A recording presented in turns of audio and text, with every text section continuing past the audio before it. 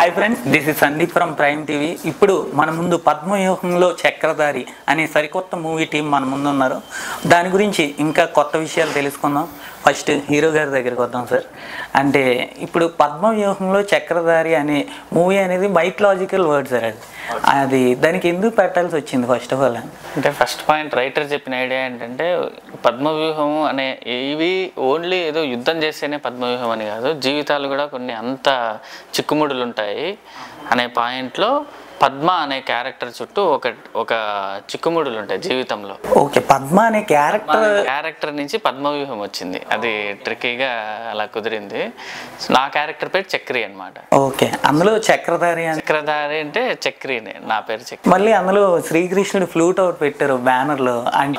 అంటే almost character resemblance కూడా ఒక కృష్ణతత్వం గురించి డైరెక్టర్ చేశారనమాట. అంటే పద్మవ్యూహంలో అర్జునుడు ఉంటాడు అనమాట, ఇందులో మీరు శ్రీకృష్ణుడు అయితే. అంటే కృష్ణుడు వెళ్తే ఎలా ఉంటుంది అనేది కొంచెం ఇంట్రెస్టింగ్ ఎలిమెంట్.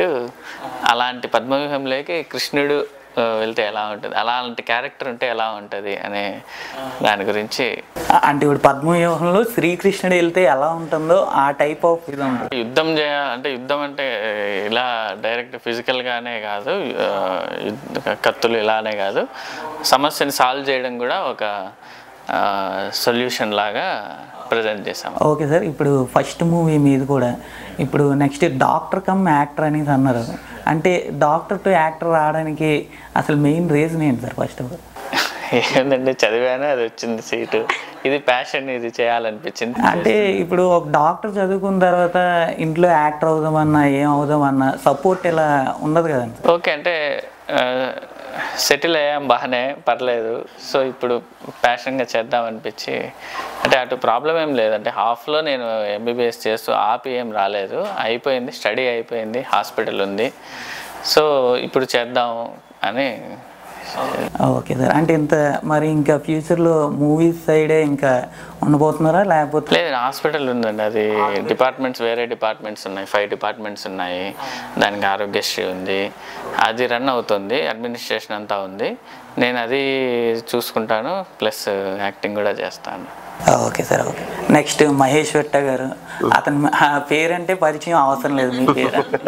అంటే ఒకప్పుడు యూట్యూబ్ నుంచి ఇప్పుడు మూవీస్ దాకా చూసుకున్నట్టయితే ఇంకా మంచి ఫేమస్ సార్ మీరు.